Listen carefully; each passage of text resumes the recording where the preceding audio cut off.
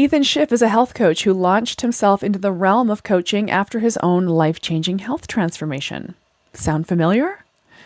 He's the founder of Optimized Health, a health coaching company that has coaches on staff to help facilitate lifestyle transformations for clients all over the world. This is pretty much the dream for most of us, I'd say, and Ethan has created it expertly. So this is your chance to learn from a veteran health coach who's still in the game, still in the trenches, successfully changing lives. Please enjoy. Hi, I'm Erin Power. And I'm Laura Rupsis. We're certified health coaches, and this is Health Coach Radio. This podcast is about the art, science, and business of health coaching. We share our insider tips to help you become a better coach and entrepreneur. And we interview expert guests to discover how they've made it in this growing field. It's time for health coaches to make an impact. It's time for Health Coach Radio. All right, Ethan, how are you? Hey, I'm doing great. How are you doing? I'm excited to be here. Oh my gosh, we love talking to fellow health coaches. And so tell our audience a little bit about you, a little bit of your background story. Yeah. So as far as background for me, I got here in a very unexpected way. I would have kind of never thought, actually. I actually myself just personally struggled with my health and my weight my entire life. I started dieting when I was in middle school, doing everything from Weight Watchers to Atkins. My mom was doing Jenny Craig. You know, we were kind of like very much diet culture family of the Midwest in the 90s. So as you can imagine. And, for me, I always found it was something where I would maybe lose 10 pounds and gain it back, or lose 15 and gain back 20. And it was just this constant thing. And actually, at my heaviest weight, I was 312 pounds.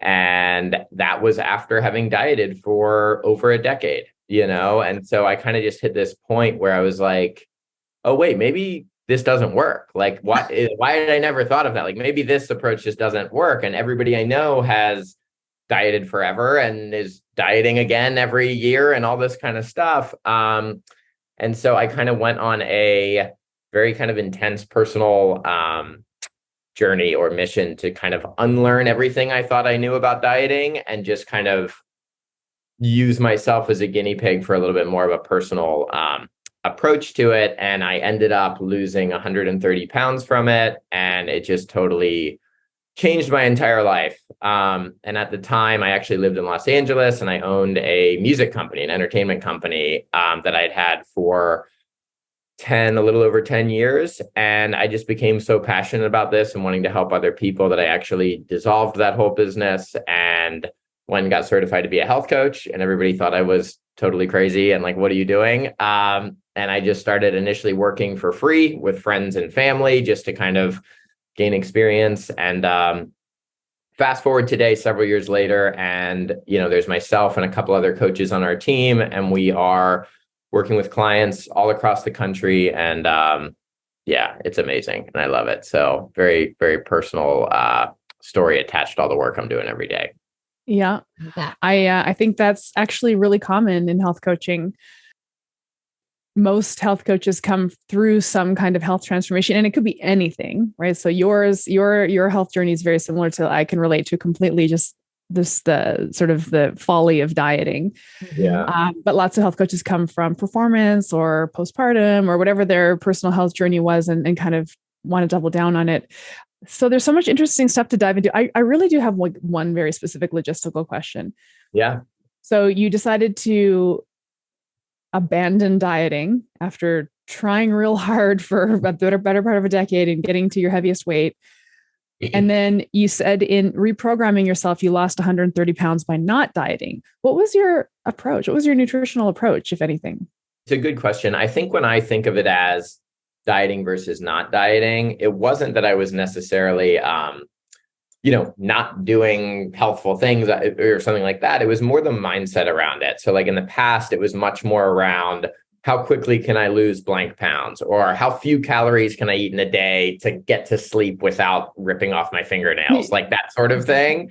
And I think for me, the big shift was around, instead of looking at food as sort of this thing to eat as little of as possible, it was, what if this is this amazing, nourishing thing that my body actually needs and feel, there's a lot of that. And like, instead of exercise being punishment or something, it became, wow, I feel really good when I go on a walk. And so it was like pulling the intensity back a lot. So it was much less intense and much more kind of joyful, or noticing that I feel better when I do blank thing. And I think when I made those mindset shifts, it kind of flipped the whole thing around. Wow.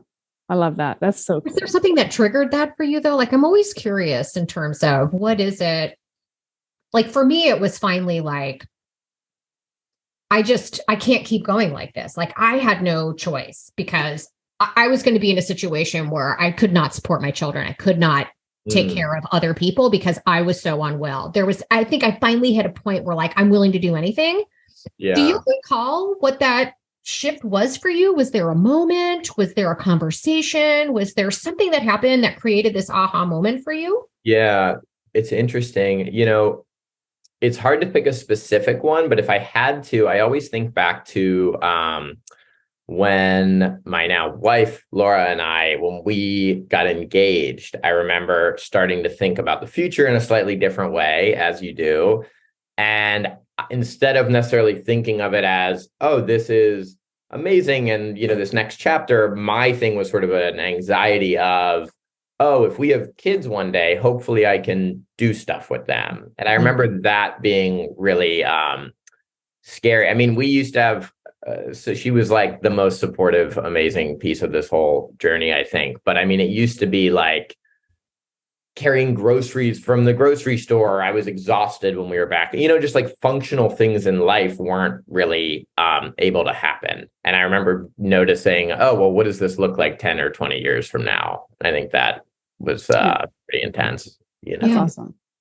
I think, connecting to those parts of the origin story, especially with our clients, is really important, because it's one thing to be sick of dieting and recognizing pragmatically that it's just literally not working. And then we want to connect, like that's sort of maybe that trigger that gets us thinking about food differently. And then we need to connect our clients and ourselves when we're going through our own health journeys to what's like an intrinsic motivator. What's really, really important to us is connect to our values. Like when I have a very similar origin story to yours, and similar health approach as well. And my come from was that it just was a bunch of bullshit. And I just logically it didn't make sense. And one of my core values is like competence and pragmatism. It's like, okay, well, if this isn't working, then I need to do something else. So I think it's really fun that people can come to a similar health outcome from kind of a different values oriented place. I think that's the magic of health coaching, is that we're all coming from it from a different place slightly. Absolutely. And I think what you said is so interesting, right? Because I think a lot of people know it doesn't work. And I think that's sort of the tragedy of the entire kind of dieting system, is like people know deep down this isn't going to work, but people aren't necessarily aware of what another option might be. And so they're just kind of constantly trying the next thing, or doing this thing their friend's doing, or trying a detox somewhere. And it's just this kind of perpetual hopeless cycle, until they hopefully figure out, a better path. Yeah. That's so true when you say people know this doesn't work. And quite frankly, I mean, we've said this before, right, Aaron, that at the end of the day, our clients kind of know what to do, but they're not doing it. And at the end of the day, they know that diets don't work because they've done it repeatedly and they gained it all back, but they still keep doing it. And I'm thinking this is sort of the absence of understanding the alternative. And it's understanding the difference between being on a diet and what your diet is, right? There's a difference between like dieting as a verb versus fixing the diet, which is just your universe, right? The food you eat habitually, that's all it is. We're just changing the foods that you eat habitually. We're not dieting. And I think, and this is, I would love to spin off this a little bit about the difference between going to see a dietitian or a nutritionist and being put on a diet versus seeing a health coach and what health coaching is. There are so many people that when I explain what I do, they're like, oh my God, I need one of you. That's what I need. Yeah. But nobody talks to them that way. 100%. That's so, yeah. I mean, I totally agree. And I think what's interesting is I find that the word diet itself, there's all these expectations and assumptions. Like if you ask the average person on the street, to talk through what a diet is, it'd be like, well, you have X calories, or you can't eat this, or you can't eat that. And it's just slashing thing. And there's no part of it of like, oh, making decisions where you feel better. Like that's not a way people think about it. Even if it's the same end result, it's just a much more positive process. And I find, to your point, what's interesting is I almost feel like one of the biggest challenges in health coaching is that people don't really know what health coaching is. And I find it's like, if you can sit and have an actual conversation with someone and explain what you do as a health coach, their mind is blown. And they're like, oh my God, that's like exactly what I need. But it's not at a place where people just like, people kind of know what a realtor does, right? Or like what an accountant does, but not a health coach. And so it's like, if the education was there, and I think that would be kind of a next step in the whole process for a lot of people. Yeah, like health consumers have to wise up to what this means. I think that we're on the front end of that. I think that's happening slowly but surely. But truly, that's where the discovery call or the consultation call is really useful. Obviously, health coaches listening, it's kind of like you'll go to market with your marketing messaging that will be maybe around weight loss or on dieting or effortless relationship with food or performance or postpartum or whatever it is that you specialize in. So you'll go to market with these sort of maybe nutritionally oriented messages, and people will come into your fold thinking, oh, I'm going to go on this program that this person has, like kind of that diet mentality. And then when you get into the conversation with them during the consultation or the discovery call, that's when you can enlighten them to the fact that, like, tell me what you've tried before, what has worked, what hasn't worked. What if instead of giving another program, we built a thing around your life that works for you? It has the XYZ outcome. And that's our chance to speak directly to our end consumer to say, this is different because this is what health coaching is. This is why, this is where this is going to step in and operate differently in your life than any other diet you've done before has. So that's really our opportunity is in those discovery calls.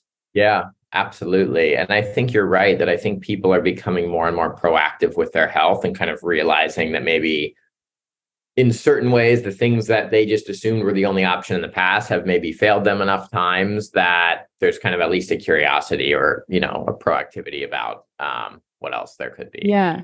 I shared this anecdote before, but I had a client this past year who, when I got on the discovery call with him, he literally said, I was talking about my weight struggles with my partner. And I just said to her, you know what I need is like a coach, like a health coach. I wonder if that's a thing. Like he actually, he put that idea together in his own head. Cause he's like, well, he had a business coach. He had a relationship coach. He had a finance coach. He's like, I kind of like need a coach for health. And so, he came to the call saying, I feel like I need a health coach. It was the first time I'd ever heard somebody actually say that to me.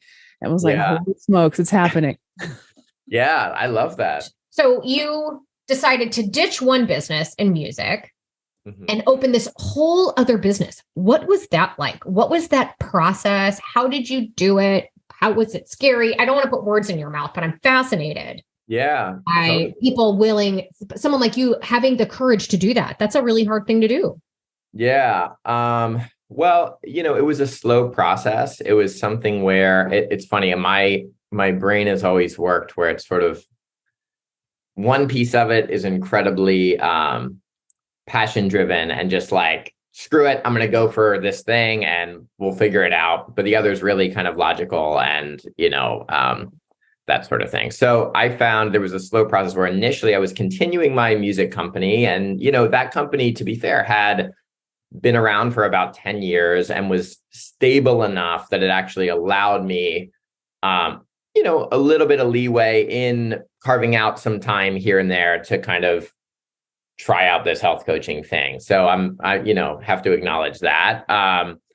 But so there was about a year and a half period where I was doing both at the same time, where the music company was kind of doing its thing as always, but I was kind of gently working with people here and there and experimenting and tweaking and that kind of thing. And it got to a point where I was sort of carving out more and more and more and more time on the health coaching work. And after that kind of year and a half to 2 years, I would notice I was basically splitting my day 50-50. And again, I had the luxury at that time where because I owned the music company, it wasn't like I had a boss and fixed work hours and I was at a desk somewhere where I could, so I had kind of that luxury to work with.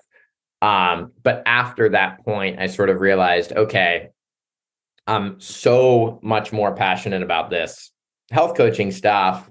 And even if at the time, I was making way more money and it was much more, owning a music company in LA is a very glamorous, cool seeming thing. And, all of that identity wrapped around my music work and all that, I was just like, whatever, I'm just going to go for it and take the plunge. And so, it wasn't something where just overnight I folded one business and had no clients and was starting from scratch. It was kind of methodical, but at a certain point, I basically waited until there was enough proof that, okay, maybe this can actually work, right, and then jumped into it.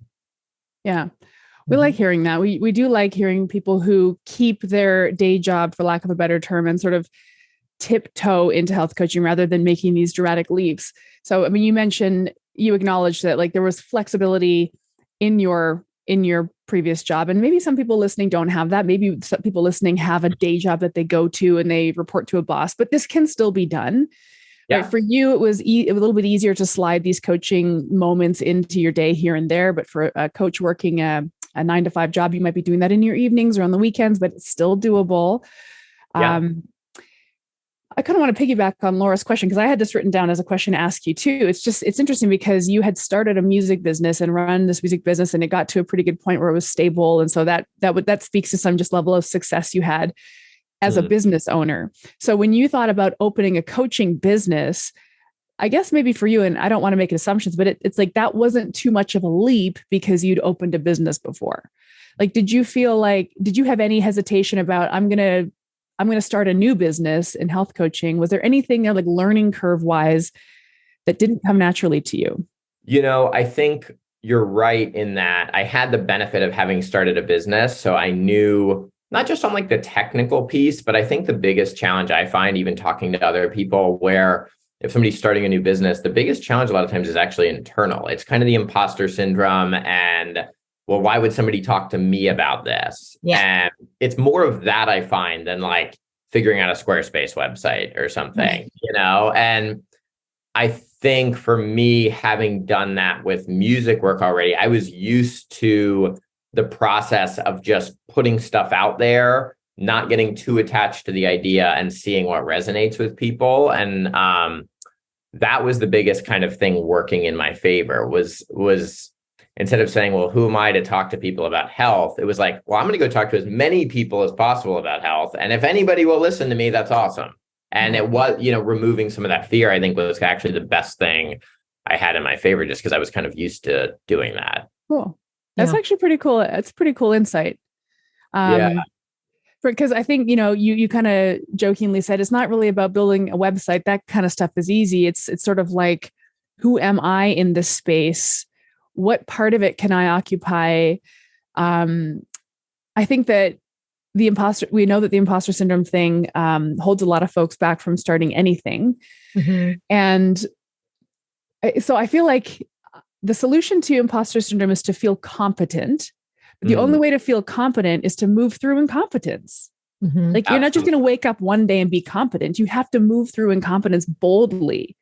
Totally. And I'm so big on all of this because especially in health, like, especially given where I came from, I wasn't naturally a health and fitness person at all. So like the imposter syndrome is 10 out of 10, and I find so much of it is mindset related. Like the hardest part of building a website using a template is not figuring out which template and signing up or whatever. It's actually saying, I have a website people should go to. Like that's harder, And so I think that mindset piece is the biggest challenge. And when you add on top of that you're working in a field, honestly, that's really personal for people. Like a lot of people don't want to talk about their health. It's a really private thing. And, it's a lot of that. And so if you take your kind of imposter syndrome combined with an industry where maybe you're nervous to talk, the other person might be hesitant to talk, getting over that kind of jump into that consultation or that first conversation or how you present it, I think is like the internal work of that is harder than the technical of creating an Instagram page, Are you a health coach who wants more hands-on coaching training? Are you thinking about becoming board certified? Primal Health Coach Institute's Master Coach Certification Program checks both of those boxes. It's live, so you get to ask questions as you go. And we cap the number of students for each round so you get individualized attention and plenty of opportunity to practice your coaching skills with faculty and peers. Coaches become great with experience. And this course fast tracks that educational experience so you don't have to spend years learning directly from clients. You'll know exactly how to coach for optimal results in just 12 weeks. It also prepares you to sit for the National Board of Health and Wellness Coaches exam so you can become a board-certified health coach. We only offer this certification program twice a year, and it fills up fast. So be sure to learn more at primalhealthcoach.com and reserve your seat soon.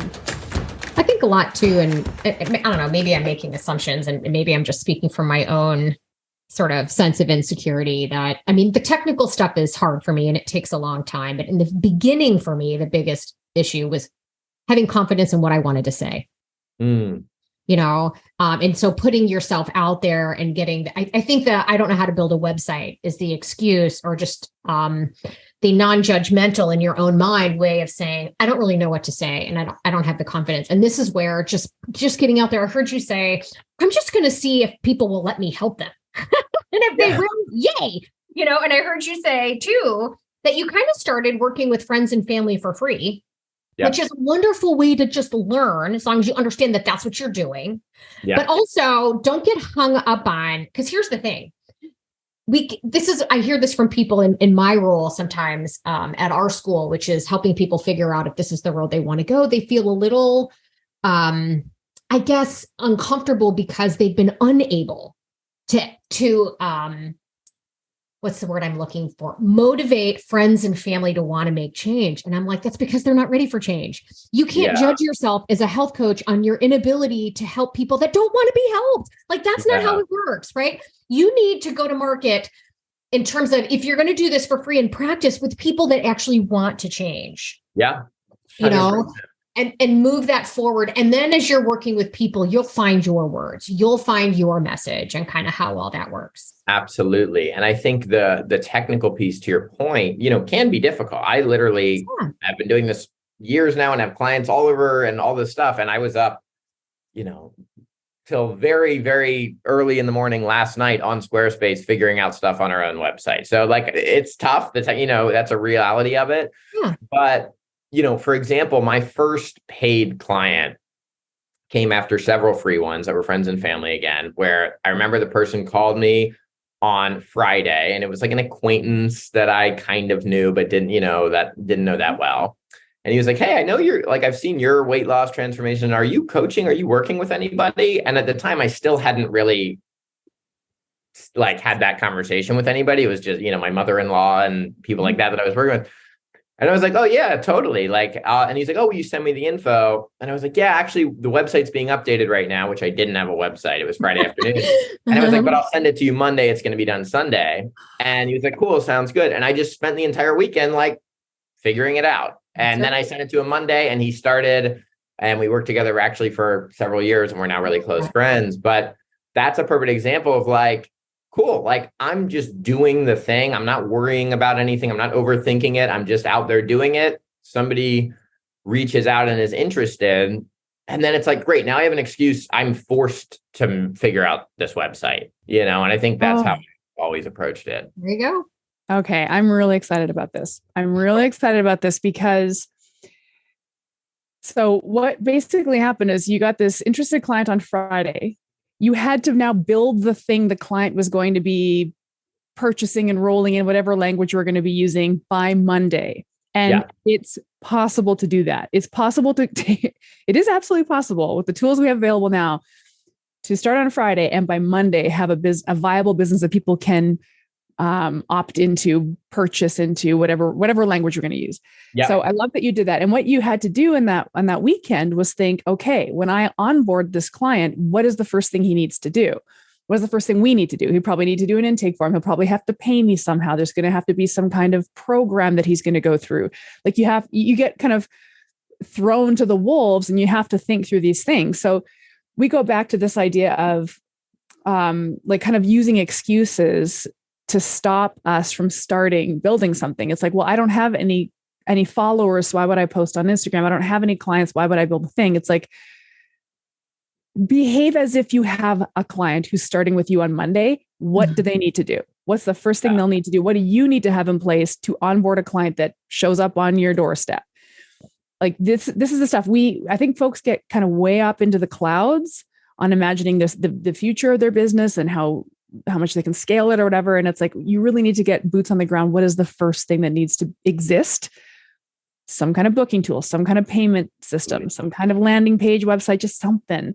And I love that you were kind of forced into it, but I think everybody could do that. Everybody could do this thought experiment, which is, what if somebody called you today and said, I want to work with you? What would you do? You would do what our friend Ethan did. You'd say, give me 2 days. My website's just in the middle of being updated. Then you'd quickly build something, and then you're off to the races. I think you're spot on. And going back to what you were talking about, even things I learned from my initial business, was that the best thing you can do is just put the 1.0 version of it out there and start and have something. And it's like, just to get started, this person doesn't need to know that 4 years later, we're going to host a retreat somewhere. It's just like right now, they just need somewhere to sign up and a few bullet points on what health coaching is and a couple forms. And that's kind of it. And you will always just learn and keep adjusting and evolving. They don't even need to know what's going to happen next week. Yeah, exactly. Exactly. And I think to your point, people get really caught up in, this person's doing this, or I'm supposed to look really professional. And it's like, no, what you have to really do is just get whoever is even curious about this to a place of having a phone call. Yeah. Like, that's it. Like, if I have a phone call with, like we were talking about earlier, if I have a phone call with somebody, I can talk to them about health coaching. It's amazing. I don't need 5,000 words on the website. We just need a very brief overview that builds some curiosity. And if there's something relatable, then we can talk about it more later, Yeah. It's this whole cart horse metaphor. Like, a lot of coaches, for no fault of their own, because a lot of people come to this and they're just new to business development and they've never done that before, think that everything has to be done. The cart has to be built. I'm going to really butcher this metaphor, but putting the horse back in front of the cart is what's your specialty? What problem do you solve? For whom? What's the first thing people need to do? Like, literally, that's all you need to start your business right now. And everything else can unpack later, and literally should unpack later. If you wait until it's done before you start, you're just never going to start. Oh yeah. Yeah. And there's also, there is a person named Rich Roll. I'm not sure if you're familiar, but I'm just a huge fan of his work. And I remember in one of his podcasts, he was talking about this concept that he uses. And the question is, you ask yourself, what if it were easy? And so, like, when you're in these really intense business and you're like, I want to do this and this and this, you stop and you go, well, what's the easy version of what I'm talking about? Right. And let's just go do that. And all of a sudden it's like, oh, wait, all the other stuff beyond the easy version, nobody really cares about anyway. That's right. You can work here. So Erin talks all the time about how her first program, her clients helped her build her first program, right? She got in her first client and based on what the client was telling her she needed, that's how she kind of informed her next week. I did the same thing with my group program. I wrote my first little presentation for my group program. I ran through that and then I'm like, okay, what's next? I was building it the week before. I was writing the emails they were going to receive the next day, the night before. But guess what? By the end of that program, I had it all done. It was all done. And now I'm able to put other people through it. So I would love, do you mind walking us through a little bit? Sort of, you had your first paying client. How did you go from some of the logistics of letting go of one business, bringing in your first client, going to market full-time as a health coach, and then being in a position to bring in other health coaches? I mean, we missed a lot. Yeah. Totally. So do you mind walking I'm through happy that? to. So essentially, if I had to kind of think of it in phases or something like that, the first was that period where I'm kind of doing both and lots of imposter syndrome and working for free with friends and family. Next was kind of first paying client, like we're talking about.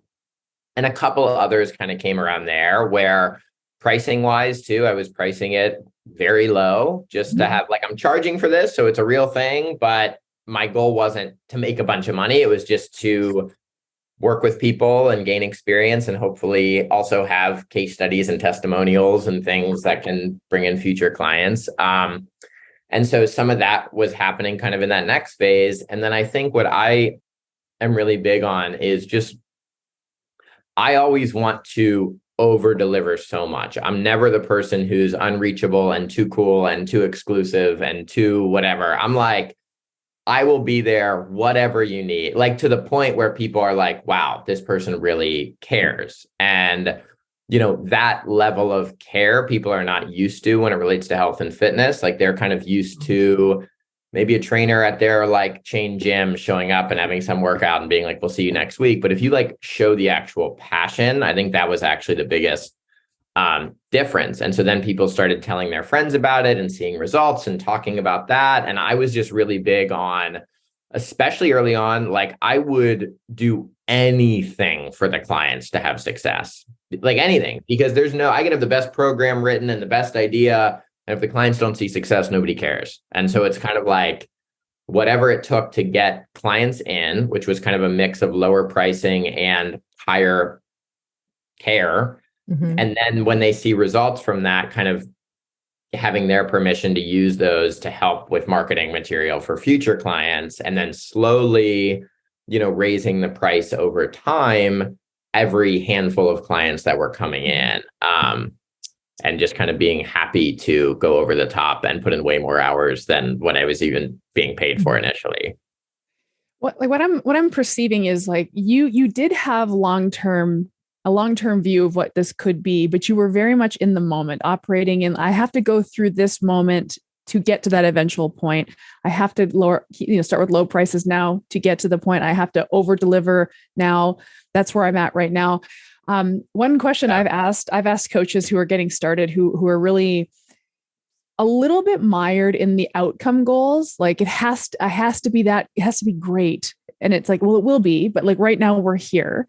Yeah. And I've asked these coaches, like, what if in your first year of business, you broke even? You made $0, but you lost $0. So all the operating costs to go to business, start a website, whatever. What if you broke even? What would you consider that, a success or failure? And most of them say that would be such a failure. And that's because they're programmed to think, if I'm not profiting, like if I don't have this big income that immediately replaces what I had, my full-time job, then it's not a success. And that's where we need to reprogram ourselves as newbies in these businesses. Like break even is good because you're going to learn a lot from that, and that you're going to grow from that. And I feel like in the story you told, you were patient about that. You had a lot of patience in this process.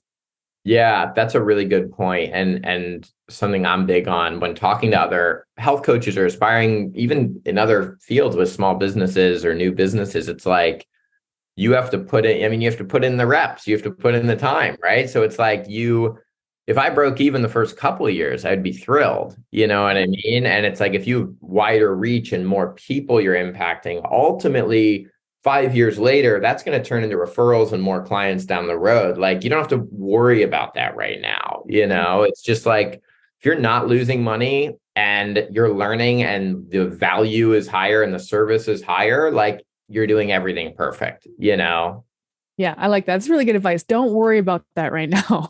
Yeah. That will come. It's easy also, I think, for people to see other people on TikTok and Instagram, and everything is very kind of like exclusive and luxury and charging tons of money for things. And they feel like, well, that's what I'm supposed to do. And it's like, no, you're supposed to add value to people's lives and like worry about the rest later. You know what I mean? You have to like start there. And the pricing and money and all that comes as a result of caring and doing a good job.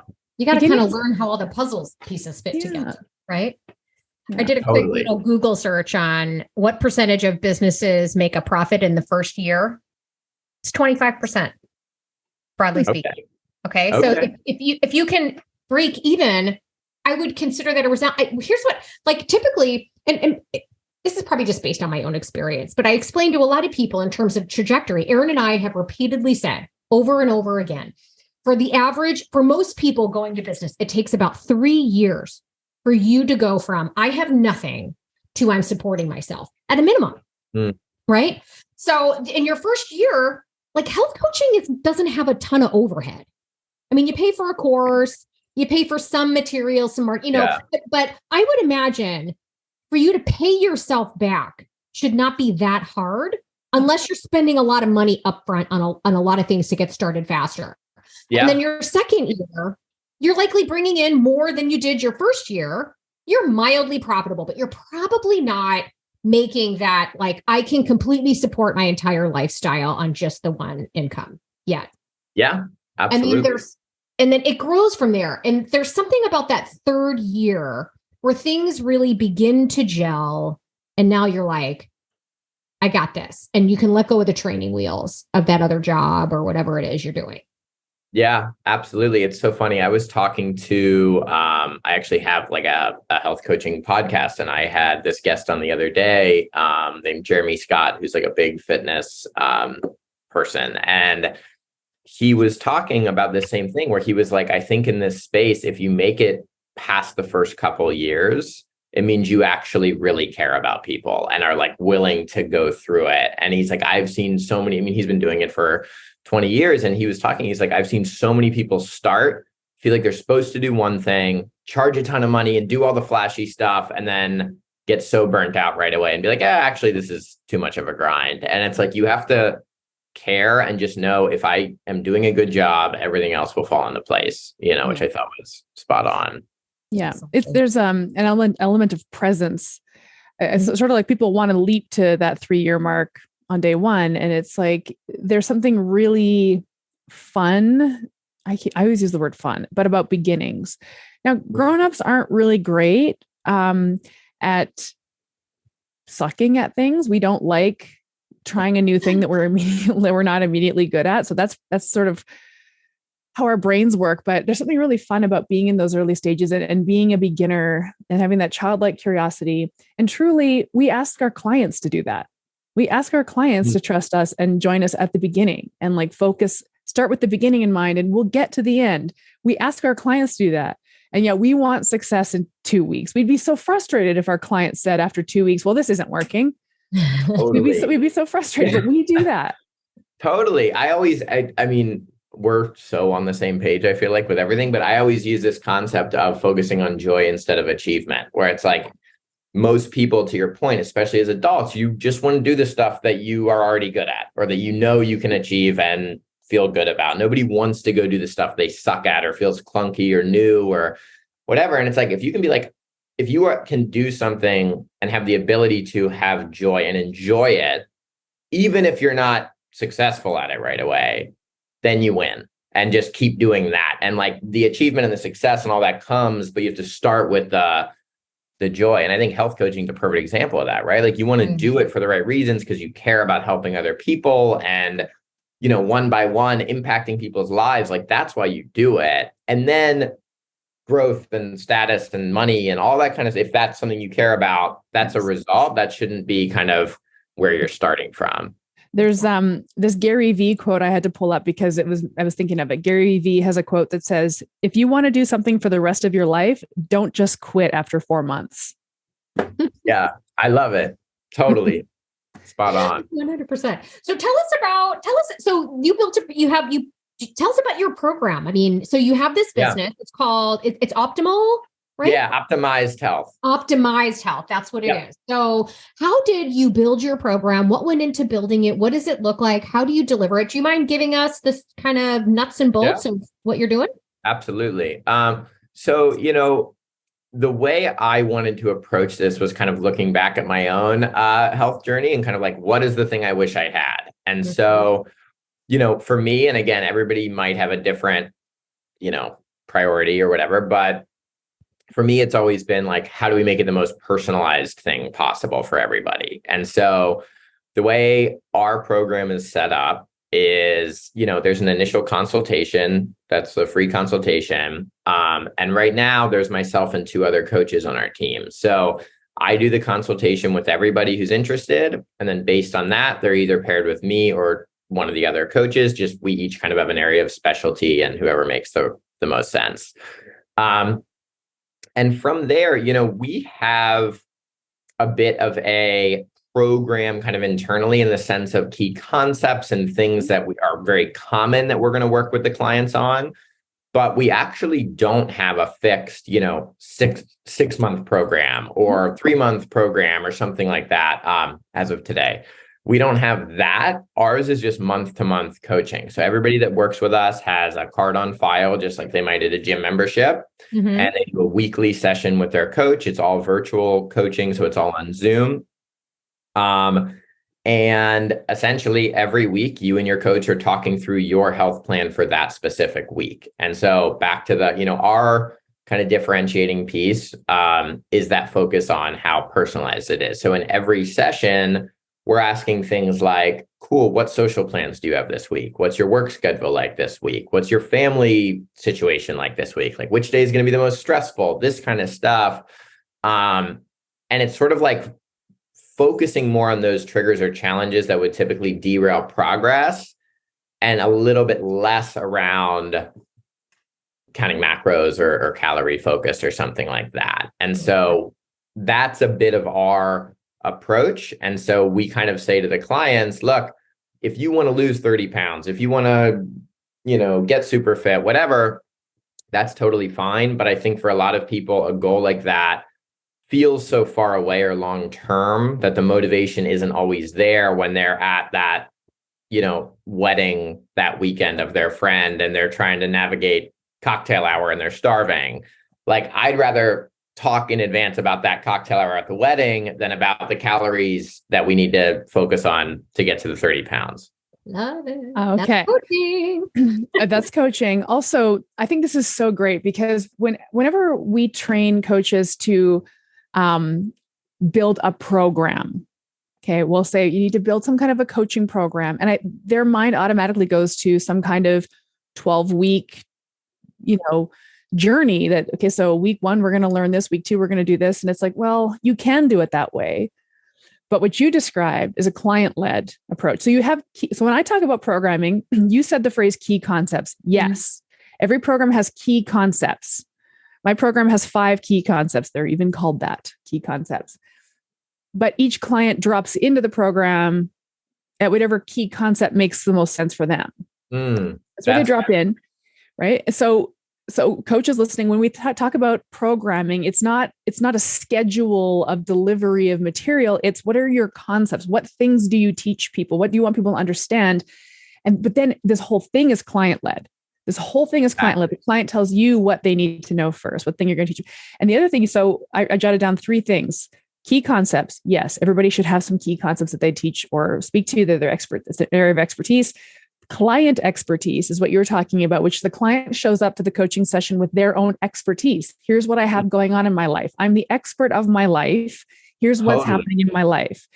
And then the third piece is, this is a huge part of coaching, is solving for barriers. What is in the way? Let's talk about it in advance. Boom. There's health coaching programming.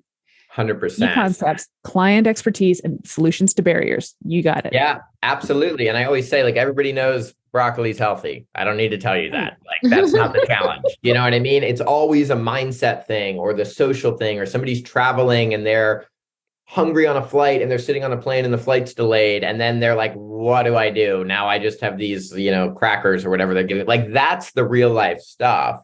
That's what we have to worry about. Like, I don't need to tell somebody to not eat blank food. Like, they know ice cream is probably not the healthiest option, but like, I'd much rather worry about their stressful workday and how they react to the stress, that type of stuff.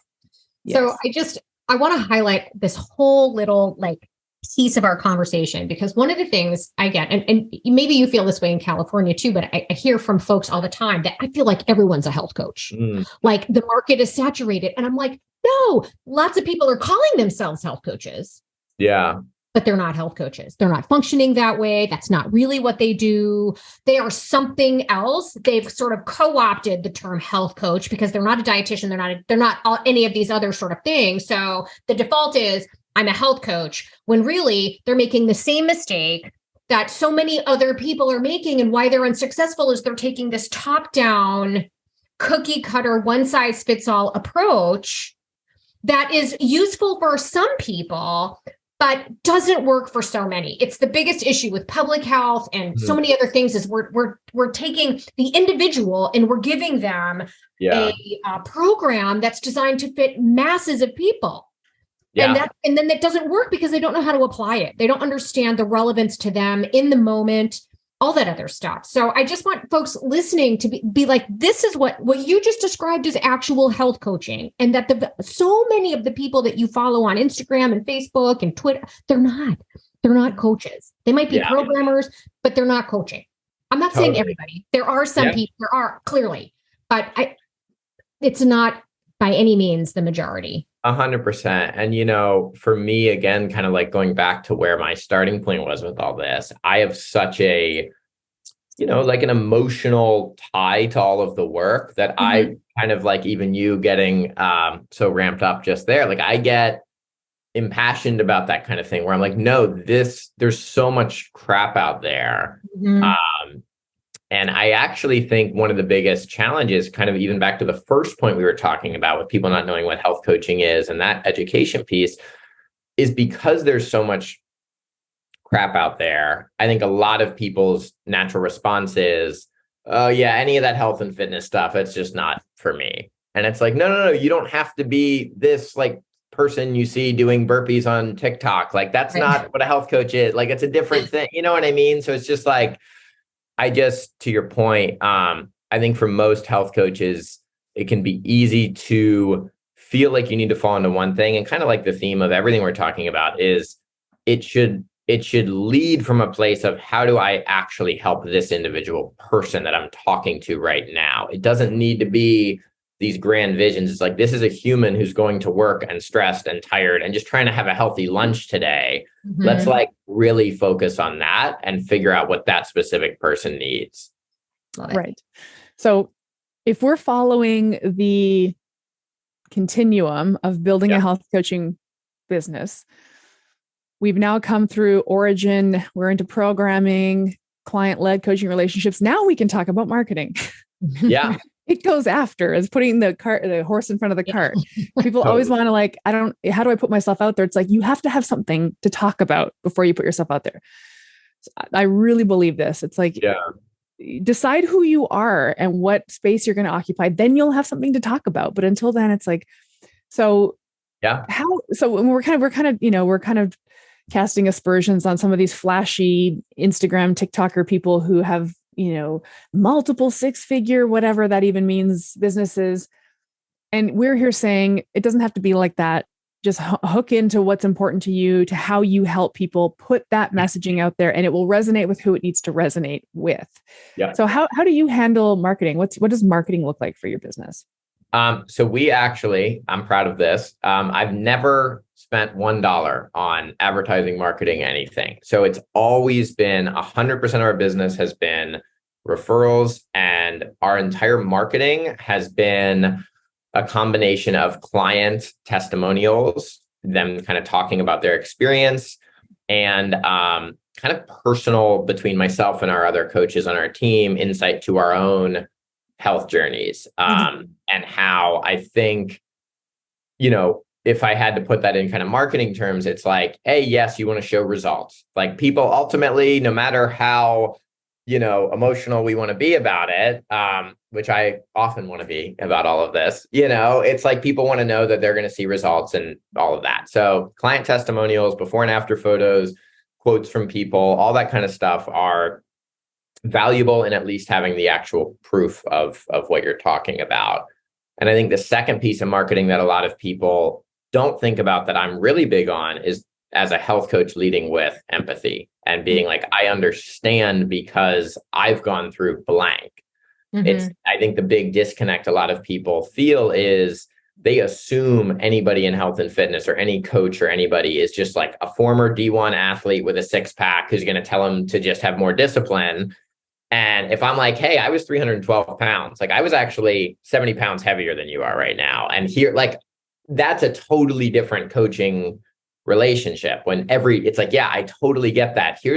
Let me tell you a bit about what worked for me. And like, if you can be vulnerable as a coach and not feel that the pressure to sort of be the authority or be above everybody, I think that on a marketing level actually draws people in because they can connect with you in kind of a human way. Yeah. Do you do that? I heard you mention a podcast. So how are you putting that out there? Is it through podcasts, through emails? Just and I'm just curious because the first several years of my business was all word of mouth. It was just me. Absolutely. Yeah. So we exactly. So, our website is optimizedhealthcoaching.com. We have that, which has info on our work and that type of thing. We have an Instagram, and then I have my podcast.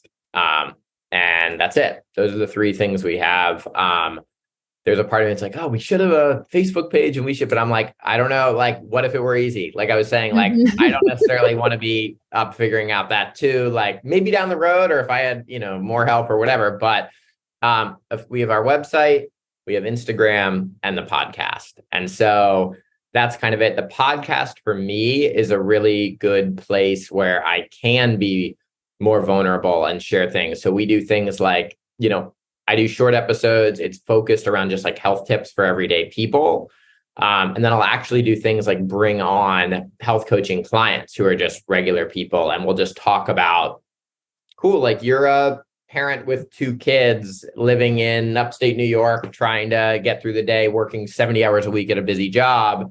How did you do it? Let's just like talk about it. So I think the podcast for me is a way to share some of that stuff that goes a little more kind of long form than Instagram. And then on Instagram, we're posting a lot of everyday health tips, protein cheat sheets, or, tips on nutrition, but also tips on mindset, and kind of a bit of like a gentler side to the whole thing, I think is a big piece of it. It's cool. I feel like when we talk about marketing, it's there's something really cool about not having a big audience yet, because then you can absolutely speak to what feels important to you without feeling like you have to put on these airs. I was kind of fist pumping when you said, it's not like you need another personal trainer telling you to be more disciplined, because one of the messages that I go into my marketing with is that I don't believe in discipline and I don't believe in consistency. These are because I just don't think that anybody is disciplined and there's no consistency in your life. So why would we hang our hats on that? And it's like, if I cared what my peers thought, they would be eye rolling at me like, oh my God, what's this chick talking about? Discipline and consistency is everything. It's like, I don't really care what you think. I'm not talking to you. Yeah. I'm not talking to you, fellow health professionals. I'm talking to the person who is fatigued out of discipline and for whom consistency has not worked. I am the coach for you. If you're tired of hearing that discipline is everything and consistency is everything, that's not going to resonate with everyone, but I don't need it to resonate with everyone. I literally need it to resonate with maybe 10, 15, 20, 100 people. Yeah. Like that's a viable audience of potential clients. That's enough for me to make a nice living this year. Thank you very much. Totally. Totally. Yeah. I think that's so spot on. And, I think with marketing, I think a lot of people, when they hear marketing, they think of it as almost like trickery, or like, how am I going to get somebody into this thing? And it's like, no, you shouldn't need to trick somebody. You should just do something that people resonate with and care about. And like me being really, vulnerable and emotional and talking about, I talk a lot about that, true health is not just HIIT classes and chicken breast. Like true health is your environment at home and your routines and your mental health and how all this stuff is connected, and I think being vulnerable and giving people a little bit of a break where they can be like, oh yeah, okay, great. Like I don't need to just feel bad about not having enough discipline right now. I think that sort of like permission to be an actual fully formed human being is the best marketing you could have, where you can just be like, yeah, it's all good. Yeah. Yeah. I think what you said, just to circle back on that, you use such a great line, which is marketing is not about getting people. It's literally putting your message out there and allowing it to resonate with whoever it's supposed to resonate with, and just being okay with like detaching from any other outcomes. Totally. And I always say to people, I'm like, you can look at before and after photos of our clients if you want to, but I'd so much rather you read the quotes from them talking about their experience. Like we have a lot of clients we work with that are not trying to lose weight. They're just trying to feel good every day and like live a little bit more of an energetic, positive life. And it's like, it's not just about weight. It's being, again, like a fully formed human that is feeling good every day. Like that's really the result of all this kind of stuff. Right. Yeah. It's like trying to let go of the sales conversation from the standpoint of how do I convince this person to hire me? If that's your mindset going into it, it's no wonder you're not successful at it. It's not about convincing somebody. Yeah. And also, it's an ongoing thing. Like, let's say you do have that mindset. Sure, the person signs up. Well, you're chatting all the time with that. It's not like they bought a car and you never see them again. Right. It's like, well, now we have to actually do something meaningful, so you want them to be there for the right reason. 100%. Yeah. And then just like circling back on this concept of discipline, what I keep trying to drive home to Mike, I'm like, you don't need discipline. Discipline is irrelevant if you've got the right environment. Totally. Right? Totally. It's funny. Yeah. Change the environment. Discipline's no problem. You don't need it because you're not surrounded by ho-hos anymore. Yeah. You're surrounded by olives or pickles or whatever it is you decided you really enjoy eating because it's whatever it is, right? So you change your environment. Discipline's no longer a problem.